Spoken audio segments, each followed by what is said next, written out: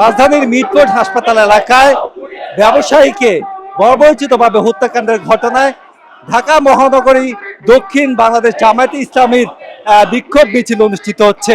কিছুক্ষণ পূর্বে তারা যে বায়তুল মোকাররমে মসজিদের সামনে তারা বিক্ষোভ সমাবেশ করেন এবং বিক্ষোভ সমাবেশ শেষে এই মুহূর্তে তারা বিক্ষোভ মিছিল বের করেছেন।